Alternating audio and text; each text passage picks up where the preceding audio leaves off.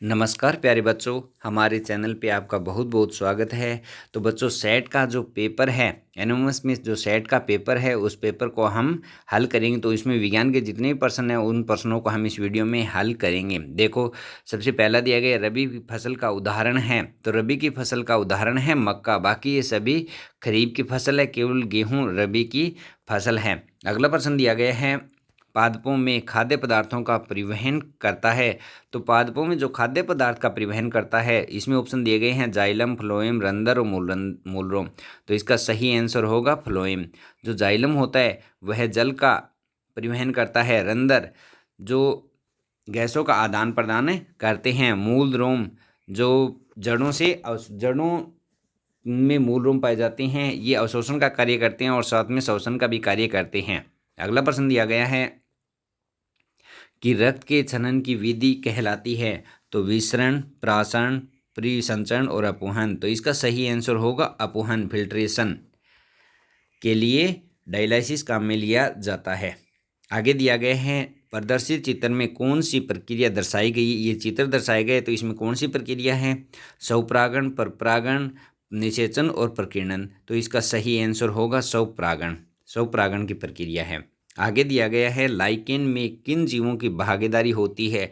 तो लाइकेन में शैवाल और कवक, ये दो जीव होते हैं लाइकेन में, शैवाल और कवक। इसके ऑप्शन आगे बता दूं, शैवाल और जीवाणु, जीवाणु और कवक, विषाणु और जीवाणु। लेकिन सही उत्तर होगा शैवाल और कवक। आगे देखते हैं अगला प्रश्न। तो अगला प्रश्न दिया गया है कि कृत्रिम रेशम किसे कहते हैं। तो पीवीसी, बेकेलाइट, रियोन, डेक्रोन। तो कृत्रिम रेशम रियोन कहलाता है। इंपॉर्टेंट है, याद रखना। रक्त परिसंचरण की खोज किसने की। तो विलियम हार्वे ने। किसने की थी? विलियम हार्वे ने की थी। अगला है हिमकारी मिश्रण। इंपॉर्टेंट प्रश्न है हिमकारी मिश्रण। तो इसमें ऑप्शन दिए गए हैं बर्फ शक्कर, बर्फ नमक, नमक शक्कर, बर्फ सोडा। तो इसका सही आंसर होगा बर्फ नमक। ये इसका सही आंसर होगा। अगला दिया गया है 100वां कि फिनोप्थलीन क्षारीय माध्यम में कौन सा रंग प्रदान करता है। तो इसमें गुलाबी, नीला, लाल, पीला। तो इसका सही आंसर होगा गुलाबी, यानी 1 नंबर इसका सही आंसर होगा। अब आगे दिया गया है, स्वतः दहन का उदाहरण है, यानी जो अपने आप दहन होता है। कार्बन, फास्फोरस, पेट्रोल और डीजल। तो इसका सही आंसर होगा फास्फोरस। 2 नंबर इसका सही आंसर होगा। आगे दिया गया है, निम्नलिखित में से कॉलम 1 और कॉलम 2 का मिलान कीजिए, कौन से विकल्प का सही मिलान नहीं है। तो इसमें कॉलम 1 और कॉलम 2 दिए गए हैं। इसमें पहला दिया गया, ये तो दिए गए हैं रासायनिक नाम और ये रासायनिक सूत्र दिए गए हैं। पहला कार्बन मोनोऑक्साइड CO सही है। जल HO2 दिया गया है, लेकिन जल का सूत्र क्या होता है? H2O। तो इसमें कौन सा हो जाएगा? 2 नंबर। कार्बन डाइऑक्साइड CO2 सही है। सल्फर डाइऑक्साइड SO2 सही है। तो इसका सही उत्तर हो जाएगा 2 नंबर। लेकिन जल का सूत्र ये होता है H2O। आगे दिया गया है, विद्युत लेपन, विद्युत की सहायता से एक धातु पर अन्य धातु की परत चढ़ाने की प्रक्रिया कहलाती है। ऑक्सीकरण, नाइट्रोजनीकरण, विद्युत लेपन और उदासीनीकरण। तो इसका सही उत्तर हो जाएगा विद्युत लेपन। इंपॉर्टेंट है, ये ध्यान रखना, इंपॉर्टेंट है विद्युत लेपन। आगे भी आपके कोई एग्जाम दोगे तब काम आएंगे प्रश्न। अगला प्रश्न दिया गया है 104 नंबर प्रश्न। 104 नंबर प्रश्न है, आंवले में अम्ल पाया जाता है। तो आंवले में कौन सा अम्ल पाया जाता है? एस्कॉर्बिक, साइट्रिक, फॉर्मिक और एसिटिक। तो इसका सही आंसर होगा एस्कॉर्बिक अम्ल आंवले में पाया जाता है, जो खट्टी चीज़ों में पाया जाता है। विटामिन C पाया जाता है इसमें। अगला है, विटामिन C का नाम भी, रासायनिक नाम भी क्या होता है? एस्कॉर्बिक अम्ल होता है विटामिन C। Vitamin C। विद्युत धारा का चुंबकीय प्रभाव किसके द्वारा खोजा गया? तो इसमें एडिसन, ओरस्टेड, न्यूटन और वाट। तो इसका सही आंसर होगा 2 नंबर, ओरस्टेड ने खोजा। मुकुलन पाया जाता है हाइड्रा, मेंढक, अमीबा और कीट। सबसे पहले मुकुलन होता क्या? एक कोई पादप होता है, उसमें एक अतिवृद्धि होती है, जिसके कारण नए पादप का निर्माण होता है। यह प्रक्रिया पाई जाती है हाइड्रा में। किसमें पाई जाती है? हाइड्रा में, मुकुलन। अगला दिया गया है कि चक्रवात को जापान में कहते हैं, यानी चक्रवात के अलग अलग नाम हैं। तो इसमें जैसे हरिकेन है, टोर्नोड है, ट्विस्टर है और टाइफून। लेकिन इसको जापान में क्या कहते हैं? जापान में इसको टाइफून कहते हैं। तो इसका 4 नंबर उत्तर सही होगा। आगे दिया गया है जंग का रासायनिक सूत्र। जो जंग लगती है लोहे पर, इसका रासायनिक सूत्र क्या होता है?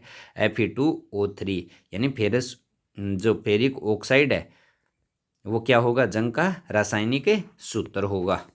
अगला दिया गया है मछली अपना श्वसन कैसे करती है? किस अंग के द्वारा करती है? तो इसमें गिल्स, श्वासरंध्र, त्वचा और फेफड़े। तो ये गिल्स के द्वारा अपना श्वसन करती है। अलग अलग जीवों में अलग अलग हो सकता है। आमाशय का पाचन रस किस माध्यम में कार्य करता है? तो आमाशय में क्या होता है? अम्लीय माध्यम होता है। हरित गृह गैसें कौन सी है? यानी कि ग्रीन हाउस गैसें कौन कौन सी है? तो इसमें hydrogen, nitrogen, methane, nitrogen oxide, ethane, hydrogen और नाइट्रोजन मीथेन। तो इसका 2 नंबर सही होगा, मीथेन और नाइट्रोजन ऑक्साइड। अब देखते हैं आगे। अगला प्रश्न है कि कौन सी हड्डी हाथ में पाई जाती है? हाथ से संबंधित हड्डियां कौन सी है? ह्यूमरस, फीमर, टिबिया फिबुला, उपयुक्त सभी। तो इसमें से जो ह्यूमरस है वो हाथ में पाई जाती है, फीमर वो पैर में पाई जाती है। तो इसमें कौन सा उत्तर होगा? 1 नंबर। आगे देखो, पादप में निषेचन के पश्चात अंडाशय से विकसित होता है। पादप में जब निषेचन होता है उसके बाद में जो अंडाशय बनता है, अंडाशय से क्या बनेगा? फल का निर्माण होगा। तो इसका सही आंसर होगा 4 नंबर। अगला है कौन सा रासायनिक परिवर्तन नहीं है? इंपॉर्टेंट प्रश्न है। तो कागज का जलना, दूध से दही बनना, मोम का पिघलना, लोहे पर जंग लगना। तो रासायनिक परिवर्तन होता है जिसमें नए पदार्थ का निर्माण होता है। कागज का जलने पर और रासायनिक परिवर्तन में वापस उसी प्रकार उसी पदार्थ को हम प्राप्त नहीं कर सकते। तो कागज का जलना यह रासायनिक परिवर्तन है। दूध से दही बनना, लेकिन दही से वापस दूध नहीं बनेगा। मोम का पिघलना, मोम पिघल जाएगा लेकिन वापस मोम में बन जाएगा। तो इसका 3 नंबर उत्तर सही होगा। आगे दिया गया है कमरे के ताप पर द्रव अवस्था में पाई जाने वाली अधातु। तो ये पारा, ब्रोमीन, क्लोरीन, सोडियम। तो इसमें से ब्रोमीन है वो अधातु जो कमरे के ताप पर द्रव अवस्था में पाई जाती है। तो इसका सही आंसर होगा 2 नंबर। अगला दिया गया है किसी समरूप कोशिका या अन्य जीवित भाग अथवा संपूर्ण जीव की कृत्रिम रूप से उत्पन्न करने की प्रक्रिया कहलाती है। तो ये होगी क्लोनिंग। क्या होगी? क्लोनिंग। यानी कि सेम जो जीव है वो उत्पन्न करना क्लोनिंग कहलाती है। आगे दिया गया है उदाहरण कि थर्मोसेटिंग प्लास्टिक का उदाहरण है।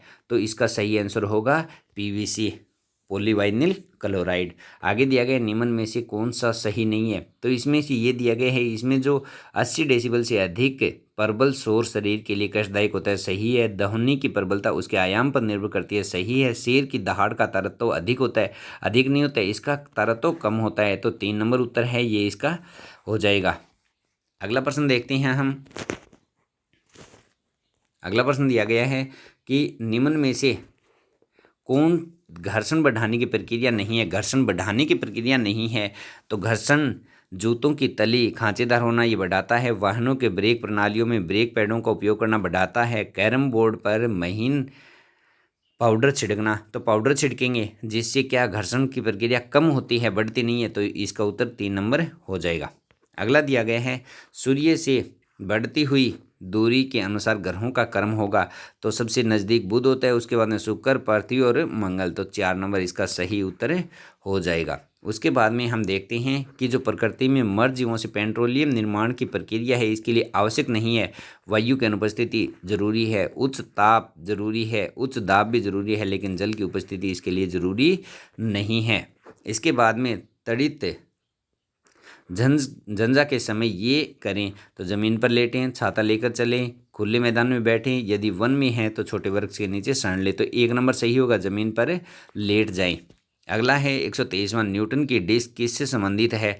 न्यूटन की डिस्क होती है प्रकाश के 7 रंगों से। यानी कि एक डिस्क जो गोल होती है तो इसमें अलग अलग रंग होते हैं। जब इनको घुमाते हैं तो ये रंग सभी मिक्स हो जाते हैं। तो प्रकाश के 7 रंगों से संबंधित है न्यूटन की डिस्क। याद रखना, इसको भी इम्पोर्टेंट है। अगला दिया गया है भारत का प्रथम आरक्षित वन है। तो ये सतपुड़ा है। मीटर प्रति सेकंड अंतर्राष्ट्रीय मात्रक है, ये चाल का मात्रक है। तो बच्चों ये थे विज्ञान के सभी प्रश्न, और आप आगे अगले वीडियो में जो बचे हुए प्रश्न हैं वो मैं आपके लिए लेके आऊँगा। आप अपना मिलान कर सकते हैं कि आपके कितने नंबर बन रहे हैं। मैं आशा करता हूँ कि आपका सिलेक्शन ज़रूर हो, आपको छात्रवृत्ति ज़रूर मिले। लेकिन जो ये प्रश्न है, ये इंपॉर्टेंट प्रश्न है, ये आपकी ज़िंदगी में आगे भी काम आएंगे, तो इन प्रश्नों को अच्छी तरह से याद कर लेना। धन्यवाद।